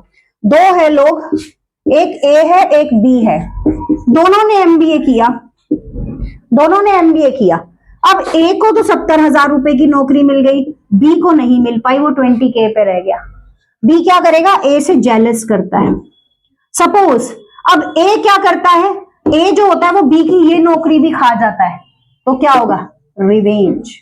बात समझ आ गई कि भाई मैं तो तेरे को कुछ कह नहीं रहा था, मैं तुझसे जल रहा था बस। अब जलने को तो दुनिया जलती है, हर किसी से रिवेंज थोड़ी लेने लग जाएंगे। ठीक है, समझ आया? फीलिंग समझ आ गई? अब हम एक नेक्स्ट इमोशंस, एक और नेक्स्ट चीज की तरफ चलते हैं, जो कि हमारे वर्ड्स आते हैं क्या? एनवायरमेंट को लेकर, है ना? एनवायरमेंट नहीं, इन्वायरमेंट। इन चीजों को लेकर चलते हैं, तो अब यहाँ पे बात करेंगे। अब देखो बेटा, डे बाय डे जितनी चीजें पढ़ते चले जाएंगे उतनी चीजें आती चली जाएंगी, ये बात तय है। जितनी पढ़ती चले जाएंगे उतनी चीजें आती चली जाएंगी। रेगुलर की क्लास 1.5 घंटे की है, तो इसलिए परेशान नहीं होना है। कराऊं आगे? Yes ma'am. चलो, अब यहां पर हम नेक्स्ट वर्ड की तरफ चलते हैं, जो कि हमारे वर्ड्स क्या बताते हैं? हमारे वर्ड बताते हैं अब हमें यहां पर एनवायरमेंट के बारे में। छोड़ दो, एनवायरमेंट इतना जरूरी नहीं है। वेदर हो गया, ठीक है।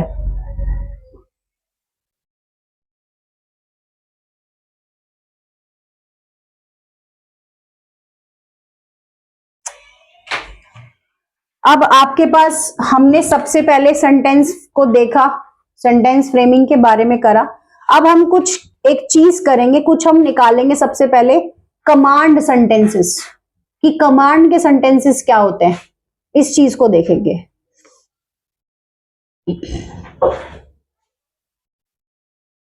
कि कमांड सेंटेंसेस का स्ट्रक्चर क्या होता है, ये चीज मैं आपको बता दूं। हाँ, अब हमारे पास सबसे पहले हमें यही चीज समझनी, क्योंकि हमारी लाइफ में यही जरूरी होते हैं, कमांड सेंटेंसेस। इनका स्ट्रक्चर क्या होता है? अगर मैं इनके स्ट्रक्चर की बात करूं, तो इसका स्ट्रक्चर बात करता है वर्ब प्लस ऑब्जेक्ट। ये बस खत्म, बस। वर्ब होगा, सब्जेक्ट होगा, आप इसके साथ कुछ भी लगा सकते हैं, आपकी वर्ब ही कमांड सेंटेंसेस को बात करेगी। अब हमारे पास कमांड भी कई तरह की होते हैं, जैसे मैंने बताया था कि मैं कमांड बाद में बताऊंगी, तो वही मैं बताने जा रही हूँ। अब हमारे पास कमांड किस किस तरीके की हो सकती हैं? तो सबसे पहले हमारे पास कमांड हो सकती है डायरेक्ट, फिर सेकंड हमारे पास हो सकती है इंस्ट्रक्शन, इसके मतलब भी बताऊंगी अभी। तीसरी हमारे पास हो सकती है क्या? रिक्वेस्ट।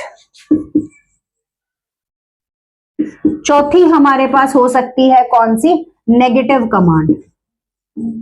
चौथी कौन सी हो सकती है? Negative command. और फिफ्थ हमारे पास हो सकती है कौन सी? Urgent command.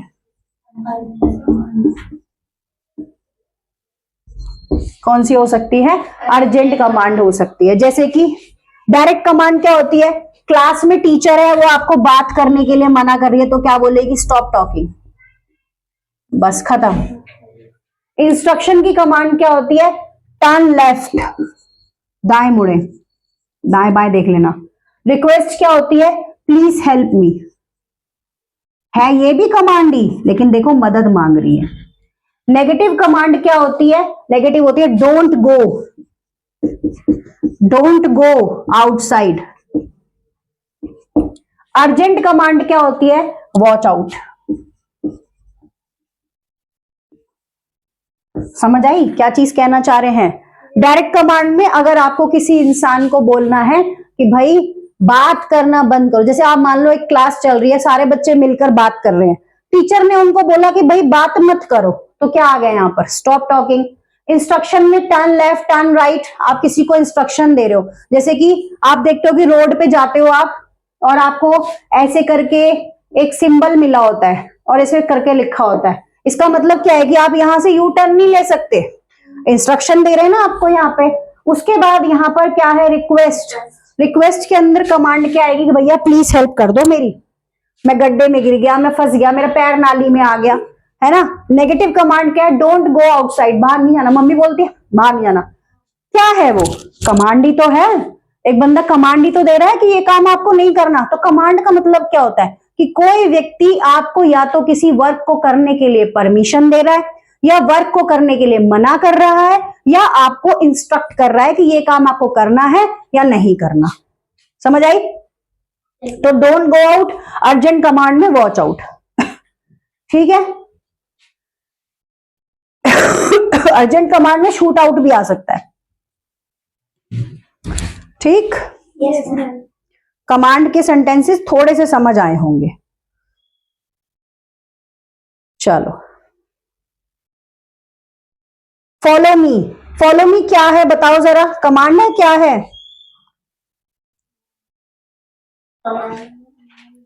कमांड है। Yes ma'am. Turn off the fan command है क्या है? कैसी कमांड है? डायरेक्ट कमांड है, इंस्ट्रक्शन कमांड है, रिक्वेस्ट कमांड है, नेगेटिव कमांड है, या अर्जेंट कमांड है? हाँ, इंस्ट्रक्शन कमांड है, डायरेक्ट कमांड है। उसके बाद ड्रिंक मोर वाटर, ये कैसी कमांड है? ज्यादा पानी पियो, क्या बोला जा रहा है? रिक्वेस्ट है, इंस्ट्रक्शंस हैं कि आपको ऐसा काम करना चाहिए। जैसे आप डॉक्टर बोले कि आपकी हेल्थ में, आपकी बॉडी में पानी की कमी है, एग्जाम्पल है, तो डॉक्टर आपको क्या कर रहा है? इंस्ट्रक्शंस दे रहा है ना, इंस्ट्रक्शंस दे रहा है, आपको इंस्ट्रक्ट कर रहा है कि भाई ये काम आप करो। Turn off the tap, turn off the tap कैसा है ये? डायरेक्ट कमांड है। दो टेक आउट द ट्रैश, हम ट्रैश को कचरा कहते हैं। टेक आउट द ट्रैश क्या है ये? Direct command. कैसी कमांड है? तुमने पेंसिल शार्प करके जमीन पर फेंक दी, मम्मी बोलती है टेक आउट द ट्रैश, कचरा बाहर फेंको भाई, डायरेक्ट कमांड है। पुट ऑन योर शूज, पूछूंगी कल, पुट ऑन योर शूज, जूते पहनो, इंस्ट्रक्शन।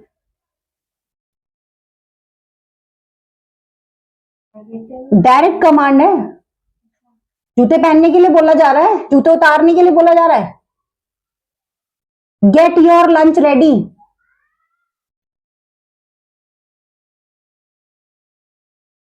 तुम्हारा लंच तैयार कर दूं, गेट योर लंच रेडी कैसा है? इन्हीं तरह की चीजों के ऊपर अभी हम डिस्कस करते हैं जिसमें तुम्हें सबसे ज्यादा प्रॉब्लम आ रही है। ठीक है, अब मुझे बताना, मैंने आपको कमांड के फॉर्म बता दिए, ठीक है। अभी कमांड के सेंटेंसेस के ऊपर थोड़ा सा देख लेते हैं, दो चार आज कर लेते हैं, दो चार कल कर लेंगे, कोई बात नहीं। कमांड के सेंटेंसेस को देखो, अब तुम आ गए हो सिचुएशन पे तो तुम्हें समझ आने लग गया होगा। अभी जैसे मैंने यहाँ पर एक सेंटेंस पूछा, टर्न ऑफ द फैन, ये मेरा कमांड का सेंटेंस है, टर्न ऑफ द फैन, क्योंकि आपको इसके अंदर सब्जेक्ट दिखाई दे रहा है क्या? इस सेंटेंस के अंदर आपको सब्जेक्ट दिखाई दे रहा है? नहीं, सिर्फ आपको वर्ब और ऑब्जेक्ट दिखाई दे रहा है, या सिंपल बोलूं तो सिर्फ काम दिखाई दे रहा है, वर्ब दिखाई दे रही है। तो बताओ टर्न ऑफ द फैन क्या है? ये डायरेक्ट है, इंस्ट्रक्शन है, रिक्वेस्ट है, नेगेटिव है, अर्जेंट कमांड है?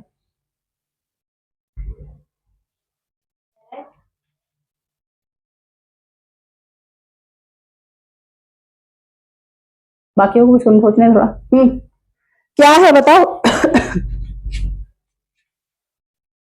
घबराना नहीं है। तुम लोग तो यार अभी से सरेंडर करके बैठ गए हो। डायरेक्ट दैट कमांड है, turn off the fan, turn off the light, है ना। अब कोई आपसे बोले घर से बाहर निकलने से पहले, बिफोर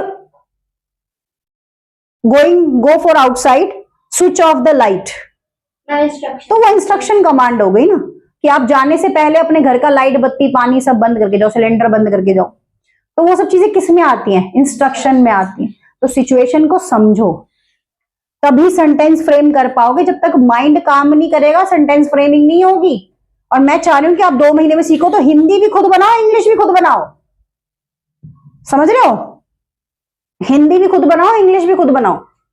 घबराना नहीं है, सरेंडर नहीं कर देना किसी भी चीज से कि पता नहीं ये क्या हो रहा है, हम तो कभी पढ़े ही नहीं ऐसा, हमें तो लाला लाला हो गई हमारी तो, है? ऐसा नहीं करना है। कमांड सेंटेंसेस बहुत है, बहुत सारे कमांड सेंटेंसेस लिखवाऊंगी। अब जैसे कि कुछ हिंदी लिखवाने जा रही हूं, ठीक है, उसको चेंज करते हैं। पहले हिंदी लिखते हैं, फिर उसके साथ के साथ उसे चेंज करते हैं। इतना तो पता चल गया कि कमांड सेंटेंसेस क्या होते हैं। चलो अब आती है मेन प्रोसेस आज की। आज introduction class plus command sentences, है ना। मैं इसको रिकॉर्डेड भी डालूंगी, अगर आप चाहें तो देख लेना। लेकिन ऐसा नहीं होना चाहिए कि चलो फीस बचा लो वहां से देख लो, ऐसा भी नहीं होना चाहिए। मजाक कर रही हूँ, मर्जी तुम्हारी है। तुम आओगे तो मैं पढ़ाऊंगी, तुम नहीं आओगे तो बंद कर दूंगी। मैं कहाँ पढ़ा रही थी? मैंने पढ़ा है कोई? मैंने यूट्यूब पे बस शॉर्ट्स डाले कुछ वर्ड्स के लिए, उसमें मैंने यूट्यूब ऑन भी नहीं किया अभी तक, क्योंकि अपने को है ही नहीं ऐसा कि सब्सक्राइबर्स लेके घूमो। Command sentences. अब जब से सबसे पहला सेंटेंस क्या है यहाँ पर? मैं भी पढ़ना है ना। हाँ, खिड़की बंद करो, खिड़की बंद करें, बंद करो या करो, इसको चेंज करना है आपने। दूसरा क्या आएगा आपके पास? पंखा बंद करो। अब आपने किसी को हिंदी में नहीं बोलना है पंखा बंद करो, आप इंग्लिश में बोलोगे। थर्ड, कृपया दरवाजा खोलो।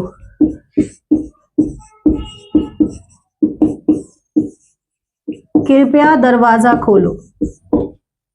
फोर्थ,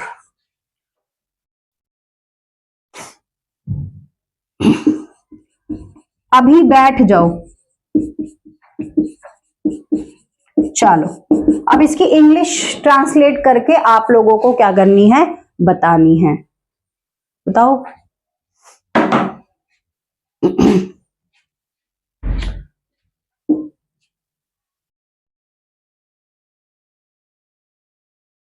इंग्लिश में पहले लिखने से पहले इसे बोलो, लिख बाद में लेना।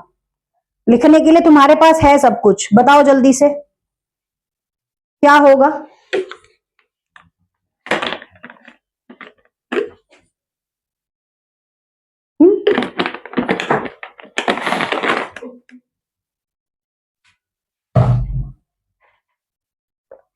करो इसे ट्रांसलेट। पहला क्या आएगा? Close the window. चलो पहला हो गया, खत्म। देखो कमांड सेंटेंसेस कितने अच्छे हैं, ना कोई ग्रामर ना कुछ। अब एक चीज और बताती हूँ, ज्यादातर लोग इसी लैंग्वेज में बात करते हैं, ऐसे ही बात करते हैं आपसे। रिक्वेस्ट कमांड आएगी तो कैसे बात करते हैं? प्लीज कृपया दरवाजा खोलो, ये रिक्वेस्ट कमांड है, तो कैसे बात कर रहे हैं? प्लीज ओपन द डोर, है ना? यही बोलते हैं ना। लगाइए कोई ग्रामर, आई कोई ग्रामर है? पंखा बंद करो, स्विच ऑफ द फैन, ओ अभी बैठ जाओ, सिट डाउन राइट नाउ। आई कोई ग्रामर है? ऐसी ग्रामर करते रहते हैं, इजैमार, पास्पर, इल्फेल। जरूरी है वो भी, मैं मना नहीं कर रही। बट मार्केट में लोग इन्हीं चीजों में बात करते हैं। अब जैसे बोलते हैं, टांग हिलाते हैं कई लोग बैठते हुए, देखा ना, ऐसे ऐसे हिलाते रहते हैं, तो बोलते हैं, ऐसे बोलते हैं, why are you leg shaking, ऐसे करके कई लोग बोलते हैं। ये नहीं होता, सिर्फ सिंपल बोलो, वाई शिवरिंग ऑफ लेग, खत्म। शेकिंग वर्ड ही नहीं आता, शेक तो शेक होता है, शेक बना के जो हम पीते हैं। आप समझ रहे हो कितने गलत चीजें बोलते हैं लोग, बहुत बोलते हैं। अब तो मैं ना क्या बोलूं, मैं कई कई जगहों पे लाइव हियरिंग भी सुनती हूँ, कुछ लाइव चीजें भी देखती हूँ, बताओ नाम नहीं लूंगी वीडियो पे, लाइव चीजें भी देखती हूँ। वहां पर भी जब मैं चीजें देखती हूँ मुझे लगता है यहाँ ये गलत बोल रहे इंग्लिश है, लेकिन ठीक है, बात समझ आ गई ना, सफिशिएंट है। Close the window, switch off the fan, please open the door, please open the door. अब अपने बोलने के एसेंट में भी फर्क लाना है भाई साहब, प्लीज ओपन द डोर नहीं होना चाहिए, प्लीज ओपन द डोर। ज्यादा हाई फाई भी नहीं होना चाहिए, समझ रहे हो कि इंग्लिश बोलो तो अलग से एटीट्यूड आ जाए। जैसे कि क्या, कई बार कई लोगों के इंटरव्यू में कुछ वर्ड्स होते हैं, actually I am not going in anywhere because I am to tired, ऐसा भी नहीं। इंग्लिश के वोकैब में और इंग्लिश के एसेंट में और इंग्लिश के प्रोनाउंसिएशन में एक हम्बलनेस होनी चाहिए जो नहीं होती। Simple, please open the door, बात इतने में भी समझ आ रही है, please open the door fast, I am to tired. This is not a real pronunciation and real accent of your English. It's a proudy feeling. It's a proud is over confident बोलते हैं इसको simple भाषा में। अगर कोई व्यक्ति को वाक्य में ही इंग्लिश बहुत अच्छी आती होगी, जिसके खानदानी खून में ही होगी, कहने का मतलब ये है कि पेरेंट्स भी इंग्लिश बोलते हैं, बच्चे भी इंग्लिश बोलते हैं, उनकी इंग्लिश बहुत हम्बल होगी, है ना, बहुत हम्बल होगी, इतनी हम्बल होगी कि वो ऐसा लगेगा है फूल झड़ रहे हैं। और जो कभी कभार थोड़ा टशन में आएंगे, जिन्होंने अभी अभी इंग्लिश सीखी होगी या कुछ नए नए वर्ड्स पे काम कर रहे होंगे, उनकी वोकैब बड़ी बेढंगी सी होगी, ऐसी होगी कि भैया दुनिया को तरंग के दिखाएंगे वो कि हमारी इंग्लिश तो ओहो। ऐसे लोगों से दूर रहना है, स्टे अवे। अब जैसे कुछ स्कूल के बच्चे होते हैं, जैसे धीरे धीरे बच्चे सीखते हैं, छोटे बच्चे सीखते हैं इंग्लिश बोलना, तो बच्चों के अंदर क्या आता है, कॉन्फिडेंस आता है, थैंक यू है, आता नहीं आता है ना। मेरे साथ हुआ था ऐसा, एक बच्ची थी प्राइवेट स्कूल की, वो मैं स्कूल का नाम नहीं लूंगी, आई वो, मैंने उसको बोला बेटा how is your paper, it's okay fine, not good. मैंने कहा अच्छा, इसने अभी 4-5 शब्द सीखे हैं। उसी के बाद दूसरी बच्ची आई गवर्नमेंट स्कूल की, मैंने कहा बेटा how is your paper, ma'am paper is good. इतने अच्छे तरीके से उसने बोला, ma'am paper was good but some questions are not attempted by me, ऐसे करके उसने बड़े तरीके से बोला, मुझे लगा इस बच्चे को आता है। फिर उसने हिंदी पे आ गई वो।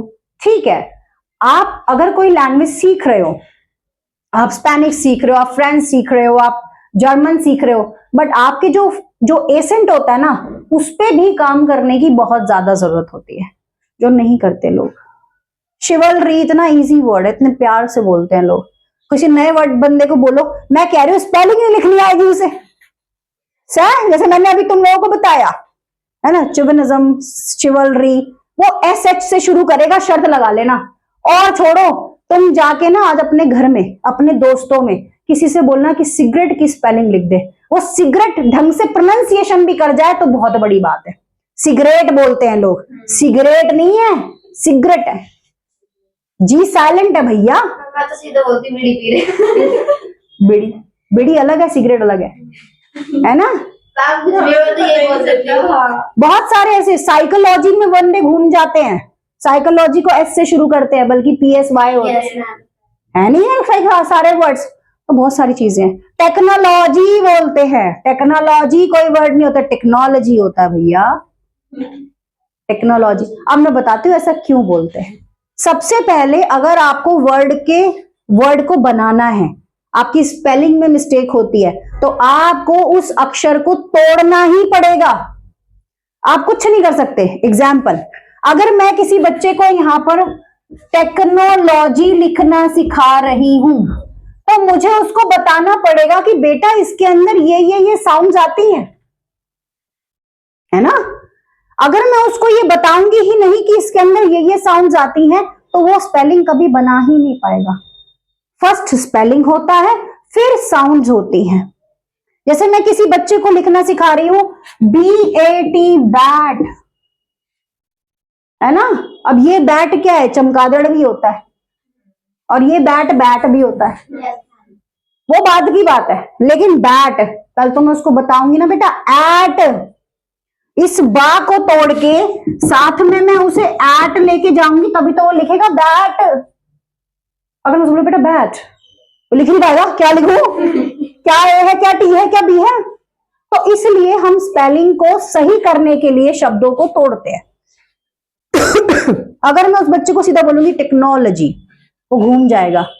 टेक में ही क्या लिखूं, यहीं पे घूम जाएगा वो, क्योंकि हम बच्चों को CH तो चा पढ़ाते हैं भैया, बुद्धि घुमाओ। चा पढ़ा रहे हैं उसे, हम उसे सी भी चा पढ़ा रहे हैं, ये भी चा पढ़ा रहे हैं, हम इसे चाह थोड़ी पढ़ाते हैं, पढ़ाते ही नहीं। तो इन वर्ड्स को कहां से लेके आएगा वो। तो ये एक फोनिक साउंड के साथ घूमने वाली बात है। लेकिन प्रोनाउंसिएशन कितनी अलग है, एसेंट कितना अलग है। तो आप लोग बोलते हैं ना, कई लोग की बड़ी फ्लुएंट इंग्लिश है, फ्लुएंट वर्ड ही गलत है, फ्लुएंट बोलते ही नहीं, उसकी भी प्रोनाउंसिएशन अलग है। His English is very fluent, fluent होता है, लोग फ्लुएंट है इसकी इंग्लिश तो, क्योंकि यहां पर हमने यू सीखा भैया, हम उसे यू भी बोलेंगे। ये फर्क है नहीं। अभी मेरे कुछ दिन पहले मैं ऑफिस में ऐसी इंटरव्यू ले रही थी। वहां पर एक लड़की आई। अब मैं थोड़ा सा देखने में लोगों को ऐसा लगता है बड़ी सिंपल सी हूँ, शरीफ सी लगती हूँ मैं, है ना, बहुत सीधी सी लगती हूँ मैं, मुझे भी ऐसा फील होता है, बट मैं हूं नहीं, है ना। अब क्या हुआ कि वो लड़की मेरे पास इंटरव्यू देने आई, उसने कहा excuse me where is your boss. मैंने कहा boss is not there, boss है नहीं। So who conduct my interview, मैंने कहा आई एम। यू, मैंने कहा यस आई एम। तो ओके, बैठ गई वो सामने, चलो जी, बड़ी ऐसे लेग वेग ऊपर करके बैठी, मैं भी देख के हंस रही। मैंने कहा चलो कोई बात नहीं, इट्स ओके, बालक है, बालक्स। मैंने जब उससे क्वेश्चंस पूछने स्टार्ट करे, मेरा काम क्या था, मुझे सिर्फ उसको अपने प्रोफाइल के हिसाब से चेक करना था कि मेरे लिए कुछ कर भी पाती है या नहीं कर पाती। मैंने उससे कुछ लीगल पॉइंट्स पूछे, कुछ अपना प्रोसेस पूछा। मैंने सारा इंटरव्यू पता उसको किस में लिया, हिंदी में। मैं भी तेज तर्रार, मैं कोई बात नहीं। फिर उसके बाद उसके सामने जस्ट ही एक क्लाइंट का कॉल आ गया। अब वो हमारा क्लाइंट ना बाहर का है, वो पूरी इंग्लिश बोलता है। मैंने उसी के सामने पूरी इंग्लिश में बात करी उसके सामने। उसने बोला आपने मेरा इंटरव्यू तो हिंदी में लिया, आप इतनी अच्छी, फिर वो हिंदी पे आ गई, आप इतनी अच्छी इंग्लिश बोलते तो आपने मेरा इंटरव्यू हिंदी में क्यों लिया। मैंने कहा बिकॉज आप जैसी आए थे, आपने कहा कि आप मेरा इंटरव्यू लोगे, इसलिए। फिर उतनी देर में सर आ गए, उन्होंने बोला योगिता बेटा हो गया इंटरव्यू। मैंने कहा हाँ जी सर, बट ये कैपेबल नहीं है, ये काम नहीं कर पाएंगे। समझ रहे हो, अभी ये चीज होती है कि काम नहीं कर पाएगा। आप, मेरा जब फर्स्ट इंटरव्यू हुआ था, मैं अपनी लाइफ का बताती हूँ, मेरे बॉस ने पता मुझसे क्या पूछा था। मैं बहुत छोटी सी थी जब मेरा इंटरव्यू हुआ था, होंगी 19 साल की। मेरे को बड़ी जल्दी हमें जॉब करनी है, जॉब करनी है, जॉब करनी है। तो फिर मैं जॉब पे गई, पता क्या, बेटा क्या कर लेते हो आप। मैंने कहा सर जो ऑफिस में आप कराओगे सब कर लेंगे।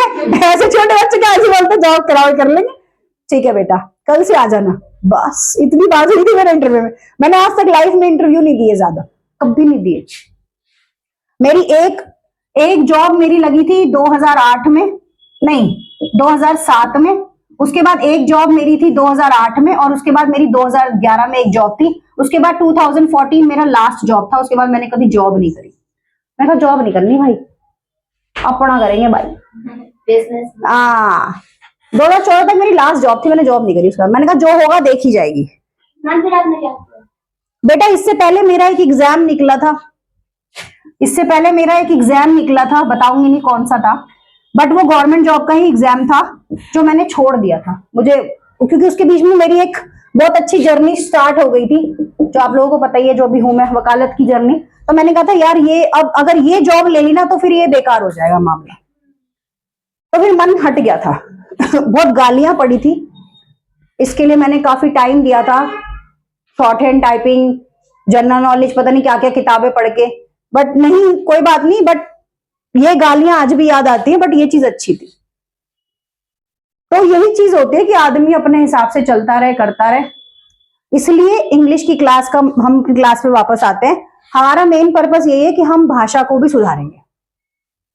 आपकी भाषा में ऐसी चीज नहीं आ जाए कि आप इंग्लिश बोलो जैसे पूर्वी किसी से बोले, खिड़की बंद करो, close the window, close the window, ऐसा भी नहीं होना चाहिए।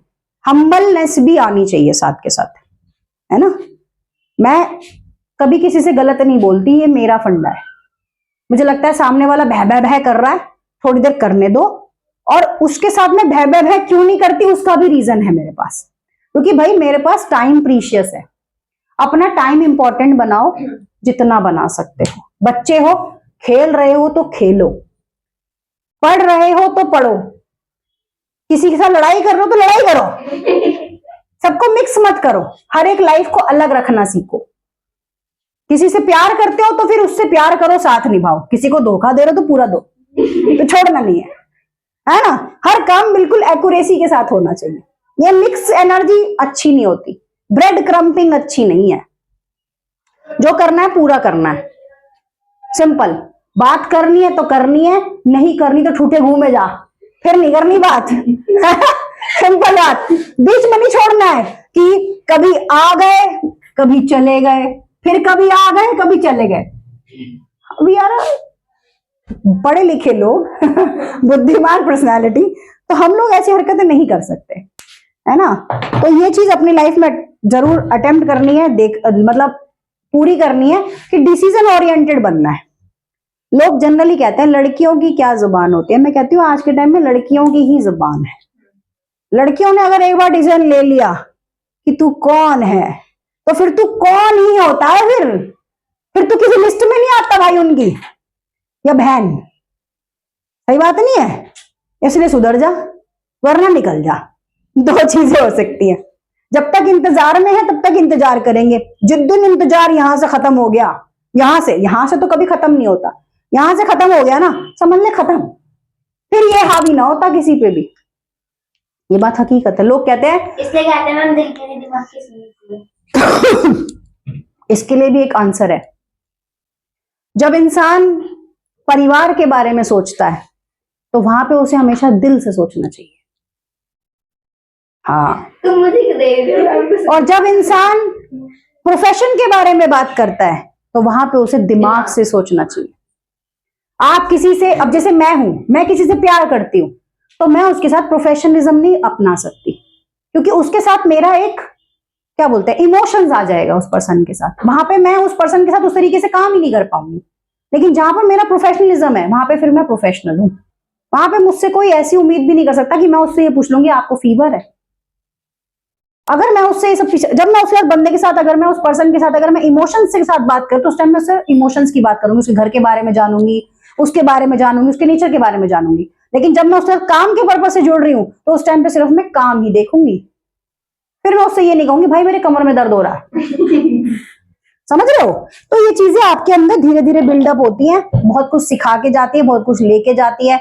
अच्छे भी लोग हैं, बुरे भी लोग हैं, बट हमारी क्लास हिंदी की है, साइकोलॉजी की नहीं है, ज्ञान देने की नहीं है।